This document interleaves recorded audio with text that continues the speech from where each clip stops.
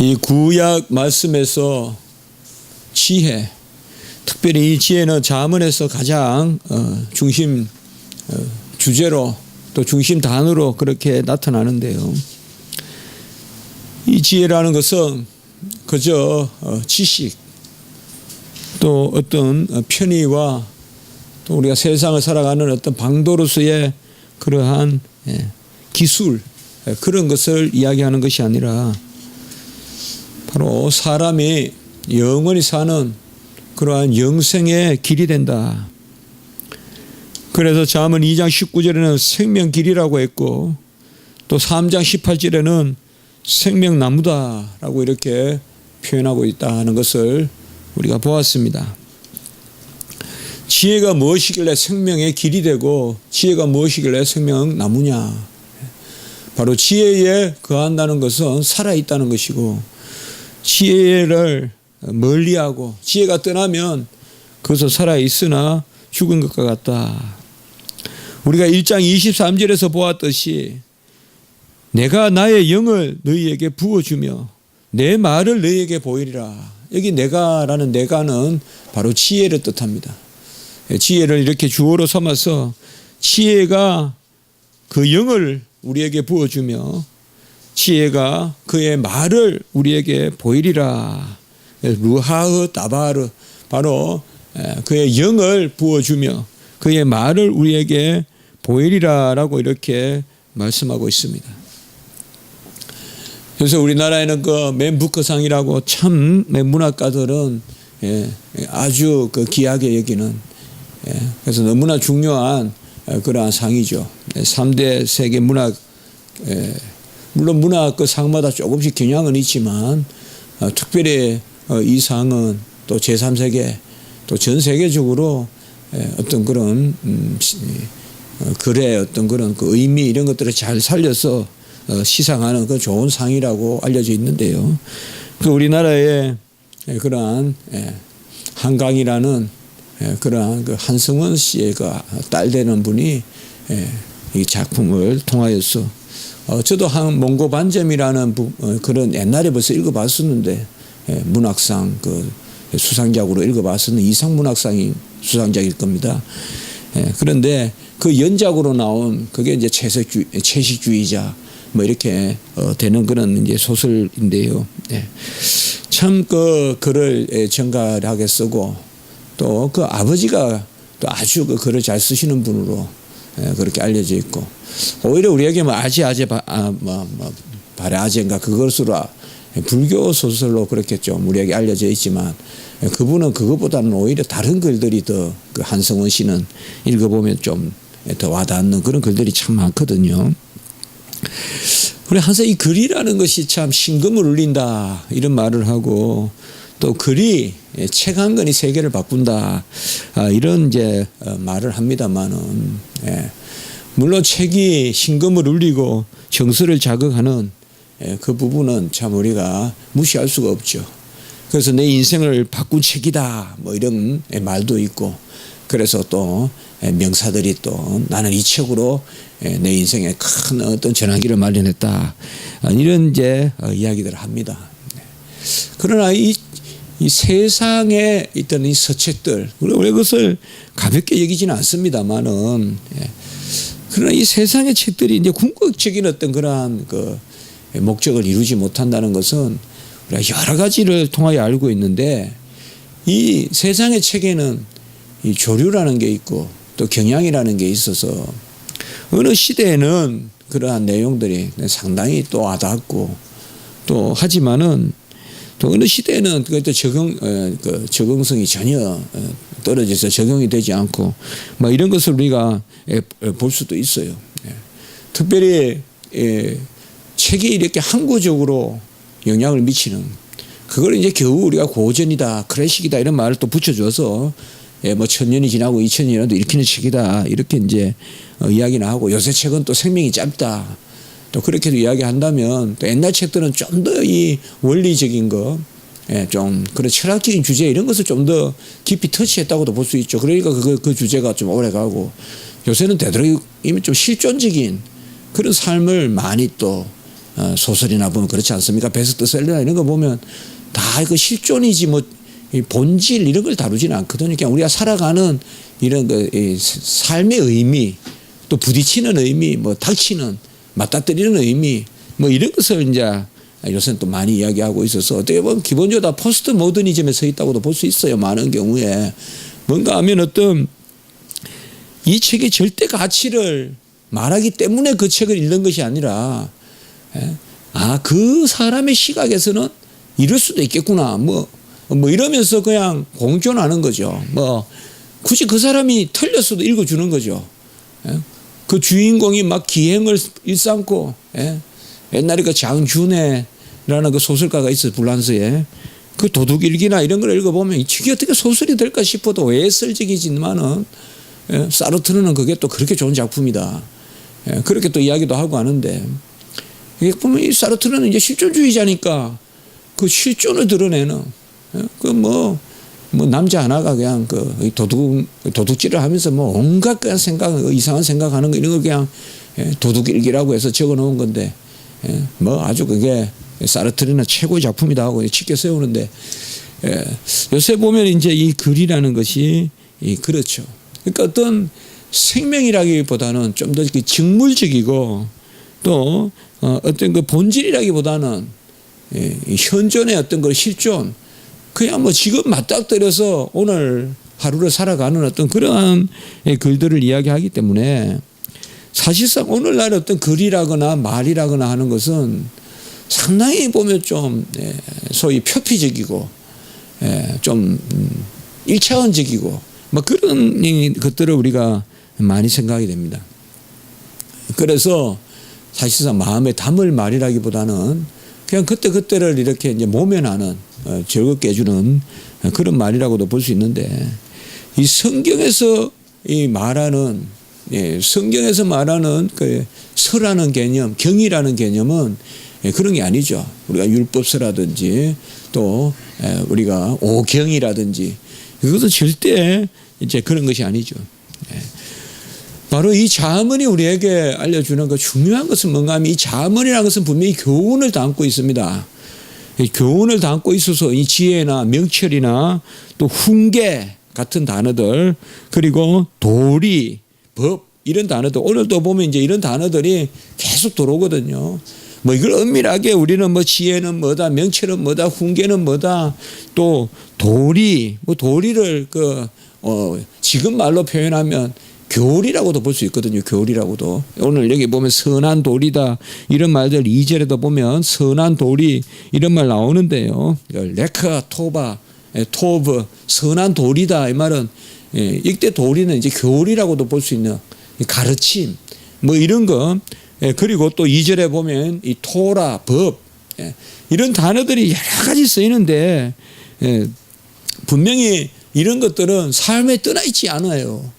삶 가운데 지혜고 또 아비가 아들에게 들려주는 그러한 교훈 또 말이고 말이죠. 다바르 이 어떤 그런 추상적인 개념이라기보다 실제로 들려줘야 될 아비가 아들에게 들려줘야 될 그러한 말이고 그리고 이 명철이고 훈계고 그리고 왜 지혜와 명철과 훈계 이거는 1장에서부터 계속 거의 동의하같이 나온다 그랬잖아요.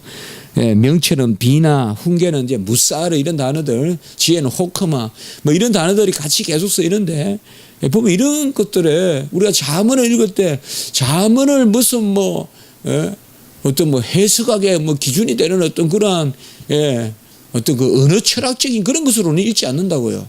잠언은 지극히 삶의 말씀을 담고 있거든요. 아비가 아들에게 들려줄 수 있는 오늘도 보면 2절로부터 나도 아버지에게 아들이었으며 유약한 애아들이었고 그런데 그 아버지가 4절에 보면 내 말을 내 마음에 두라 내 명령을 지키라 아버지의 말 아버지의 명령인데 어떻게 보면 지극히 실제적인 이야기잖아요. 자 우리가 아버지가 저에게 야 너는 이렇게 살아라 이걸 우리는 경이라고 하지 않을 거예요. 이거는 게 아버지의 교훈이지. 그러나 이스라엘 백성에게 있어서 아버지가 아들에게 말해주는 이 말, 이 다바르, 내 말을 들으라, 훈계를 들으라, 말을 새기고 이것은 일상 가운데서의 말이지만은 이스라엘 백성에게서는 아비가 아들에게 들려주는 말, 또 아비가 아들에게 가르쳐주는 그 선한 교훈, 선한 도리, 아까 바로 레카토브, 선한 도리, 이런 것들은 그저 일상적인 그런 말이 아니라 하나님의 말, 다바르 야훼, 하나님의 말씀, 바로 생명의 말씀, 로고스와 통하는 그런 말씀으로 이 잠언은 말해주고 있어요. 그래서 우리가 잠언을 읽을 때 그저 삶에 적용되는 어떠한 그러한 처세나 윤리책으로만 읽을 것이 아니라 그런 부분을 담고 있대 생명이신 지혜, 말씀, 특별히 그 말씀이 이제 태초부터 있었다는 거 아니에요. 잠언 8장에 보면. 그래서 그런 개념으로 우리가 생각해야 돼요.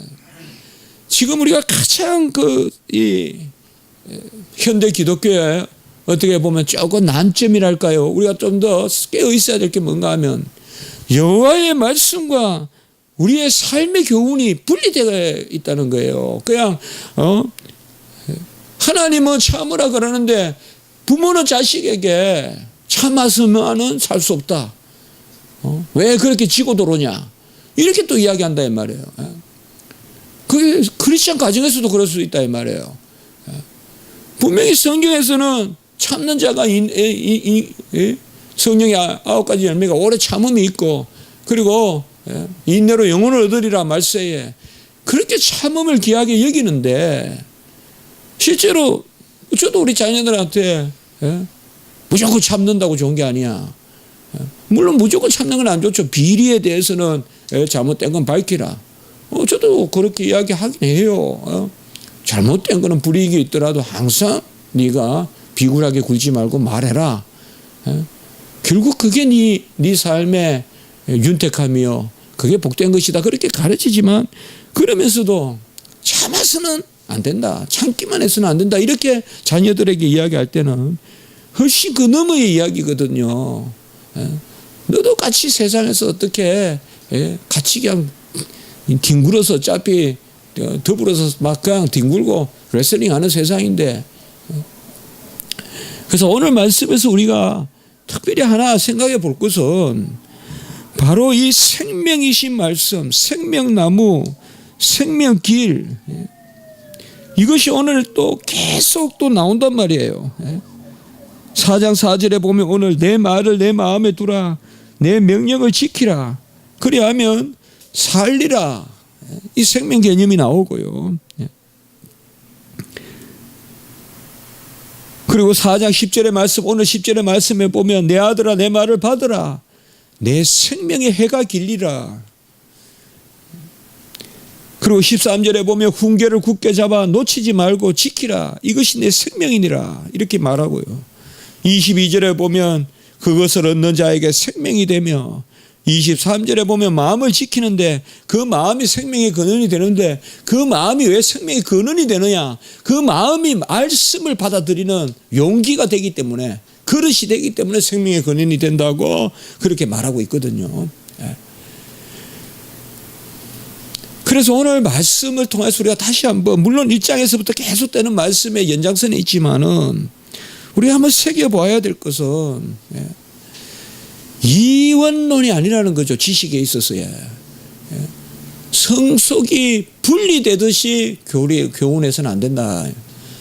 물론 성속이 하나 되는 것도 문제지만은 성속은 구분되는 가운데서 하나님의 주권이 미치지 않는 것이 없다고 가르쳐야 되고 하나님의 말씀이 성경 말씀이 가닿지 않는 것이 없다고 우리가 새겨야 되는데 많은 경우 이미 우리는 이원론적인 어떤 하나님의 말씀은 하나님의 말씀의 영역 어떻게 보면 교회 안에서만 아니면 내 혼자 있을 때 나의 경건의 공간에서만 작용되는 것이지 세상에 나가서 더불어 살 때는 그 말씀보다도 세상의 논리대로 살아야 되고 세상의 말을 들어야 되고 무슨 TV에서 나오는 이야기 드라마에서 나오는 이야기 그런 질서대로 우리는 살아야 되고 이러한 이원론적 구조가 우리 안에 많이 있다는 거죠.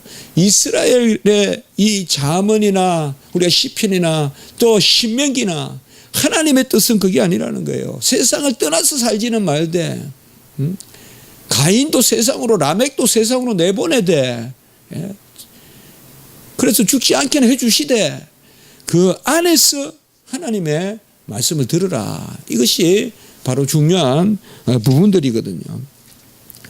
그래서 우리가 참 잠언 가운데서 오늘 의인의 길과 악인의 길 이런 부분들이 계속되는데 정말 이걸 우리가 풀어가야 되고 이것을 연결시켜야 되고, 하나님의 말씀을 들었는데 그 말씀이 세상에서, 물론 그렇다고 해서 우리의 신앙의 그러한 유산은, 그러니까 뭐 수도원을 만들어 보고, 그러니까 뭔가 공동체 훈련을 통해서 공동 경작을 해보고 노동을 해보고 막 그렇게는 안 해요, 우리는. 그래서 어떻게 보면 가장 우리에게 맡겨준 것이 이게, 우리는 이 두 가지 삶 가운데서 이 공존하는, 우리는 무슨 머리에 수건을 쓰는 일도 없어요. 우리는 철저히 영적으로 우리가 분별해서, 철저히 영적으로 분별해서 이 세상의 삶을 살아가야 돼요. 그럴 때 무엇을 중심으로 두느냐, 그것이 정말 우리의 삶에 중요하다. 그래서 이것이 은연중에 단절될 때 사실상 경건의 모양만이 있고 능력은 나타나지 않는, 삶 속에 도무지 능력은 나타나지 않고 모양만 있는, 이론만 있는, 어떤 사변만 있는, 어떤 주의 주장만 있는 그러한 지혜가 되어버린다는 거죠. 그러한 세상의 지식같이 되어버린다. 오늘 말씀에서 1절부터 시작되는 것은 아비의 훈계를 들으며 명철을 얻기에 주의하고 내가 선한 도의를 너에게 전하노니 내 법을 떠나지 말게 하라. 저는 왜 여기서 하나님의 말씀을 들으라고 하지 않고 아비의 훈계라고 이야기했을까?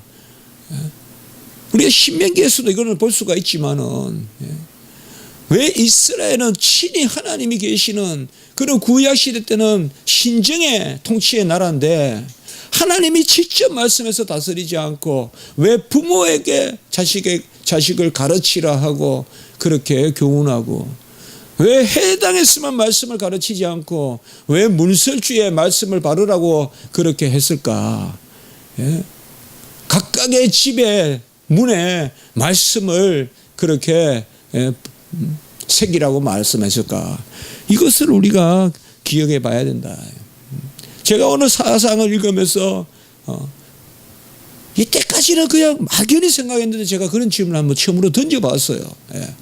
왜 하나님의 말씀을 아비의 훈계라고 분명히 얘기해 보면, 아비의 훈계라든지 무사르라든지 명철 비나라든지 아까 선한 도리라든지 토라라든지, 그리고 뒤에 보면 4절에 보면 아버지가 가르치기를 내 말을 다바르라든지 이런 용어들은 다 하나님의 지혜고 하나님의 말씀이고 하나님의 명철이고 하나님의 교리 곧 도리거든요. 토브, 하나님의 선한 도리거든요. 아까 레카 토바라고 했지만 하나님의 선한 도리거든요. 이것을 왜 아비의 훈계라고 했냐 이 말이에요. 그러니까 아비의 훈계를 어떻게 이렇게 격을 끌어올려서 표현하고 있냐는 거죠. 우리가 과연 아버지가 하나님의 말씀을 나에게 가르쳐 주셨다 이렇게 할 수 있겠냐 이 말이에요. 우리 집에서 우리에게 추상적으로만 생각하지 말고, 이 성경은 지금 그렇게 말하고 있어요. 아비의 훈계가 하나님의 말씀이라는 거예요. 하나님의 훈계라는 거예요. 여기에서 우리는 이원론이 아니라, 교회 안의 삶에서는 성경에 하나님의 말씀이 있고 세상에 아버지의 말이 있고 교회의 하나님의 말씀과 지금 우리 집에서 아버지 어머니가 하는 말씀은 철저히 분리되는 이원론, 이게 아니라는 거죠. 아비의 훈계는, 아비의 명철과 아비의 지혜는 그건 곧 하나님이 주시는 지혜고, 아비가 그렇다는 것이 아니라 바로 하나님의 뜻이 교회만 아니라 가정에서, 구약에 마치 그 구분이 할례가 가정의 구분이듯이 말이죠. 우리는 여호와를 섬기는 집이라는 그 집의 태생으로 인치는 것이 할례란 말이에요. 그것을 특별히 지혜로 오늘 말씀하고 있다는 것이죠. 이 지혜라는 것은 바로 저 멀리 있는 것이 아니라 또 오늘날 하나님이 우리에게 들려주는 말씀은 아주 신학자들이 목사님들이 교회에서 하는 그 말씀, 그것은 무슨 구별되고 세상의 삶의 질서는 전혀 다르고, 저도 신학에서 가르치지만은 문 목사님 그렇게 말하는 것은 교회에서 그렇게 말하면 아무도 못 알아들어요. 교회에서조차도 벌써 진리와 이언론이 있고, 목사님 말과 하나님의 말씀이 다르고, 성경은 이렇게 되어 있어서 성경의 말씀을 신학자들이 있는 그대로 풀어내는 것을 말하면 그것을 목사가 말했을 때 성도가 못 알아듣는다면 목사의 명철과 목사가 전하는 훈계와 목사의 선한 도리와 지혜와 법은 하나님의 것과 또 다르다는 거 아니에요. 그래서 신학교 다닐 때는 하나님의 말씀을 배우고 세상에 목회할 때는 목사의 말을 하는 거예요. 그러면 이러한 것들이 지금 우리 안에 팽배해 있다.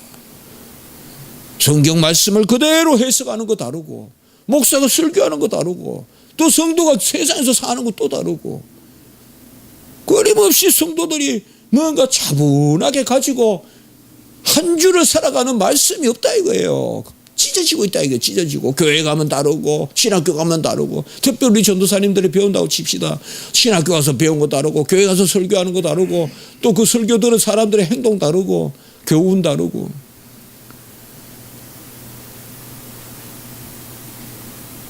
이런 것들이 사실상 바로 오늘날 우리가 다시금 세계가, 우리가 굳이 신정국가니 뭐 하나님이 뭐 직접 세상을 통치하는 이런 걸 떠나서 하나님의 백성이 붙들어야 될 그것은 27절에도 보면 좌로나 우로나 치우치지 말고 항상 우리가 중심을 두고 가야 될 것은 하나님의 말씀, 그 지혜다.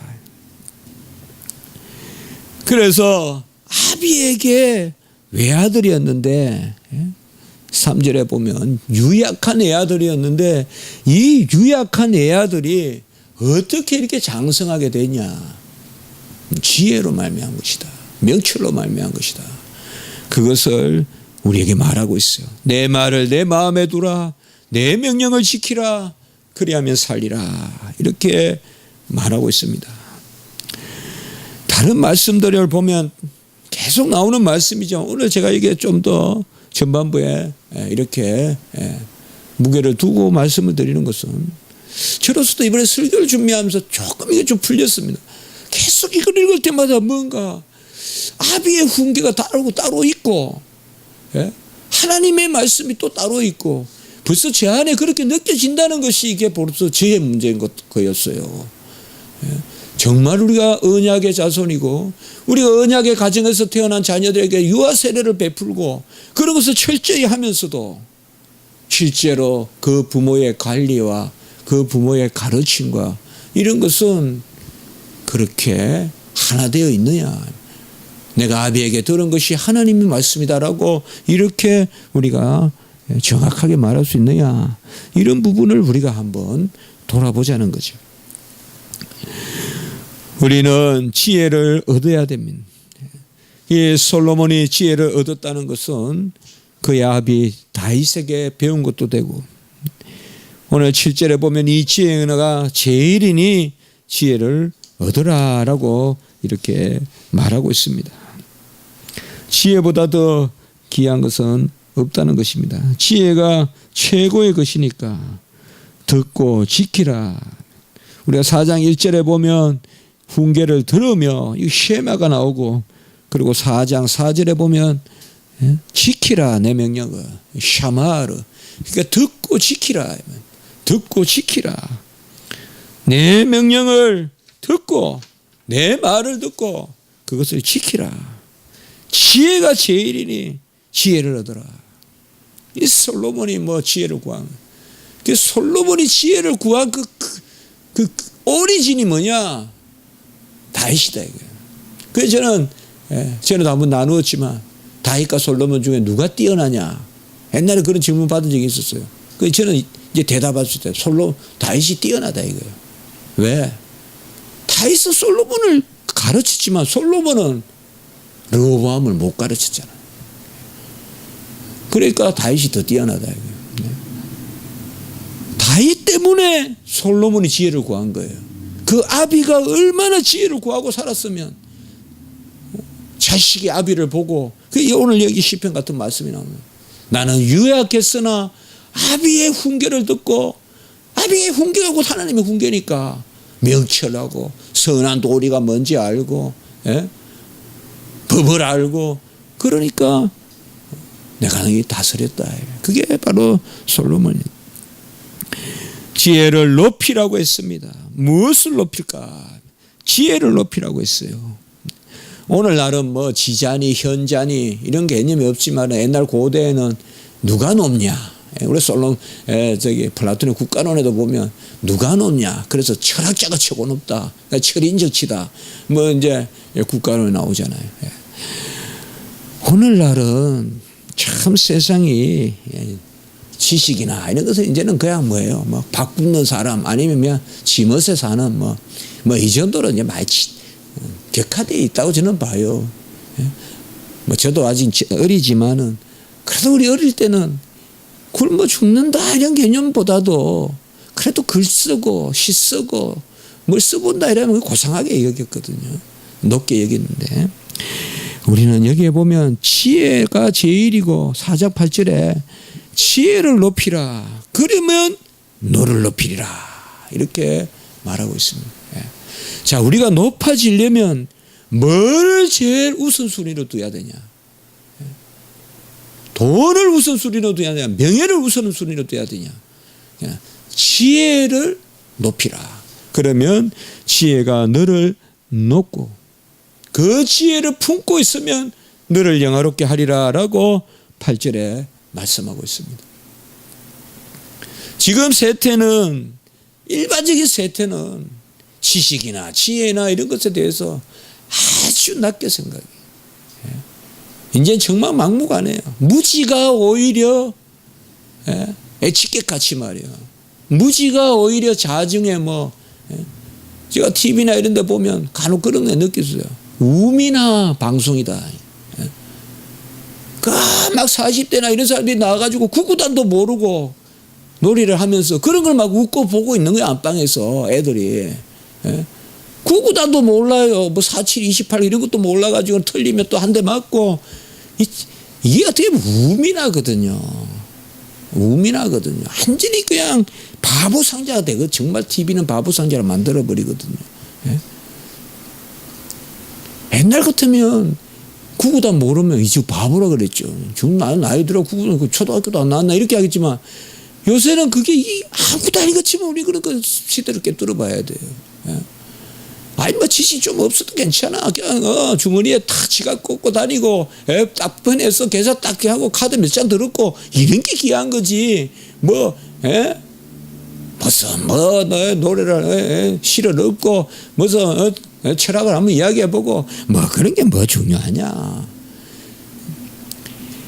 이 지혜가 제일이고 지혜를 높이고 지혜를 품고 그러면 영화롭게 하고 9장에 보면 9절에 보면 아름다운 강과 멸류관을 주리라라고 이렇게 이야기했어요.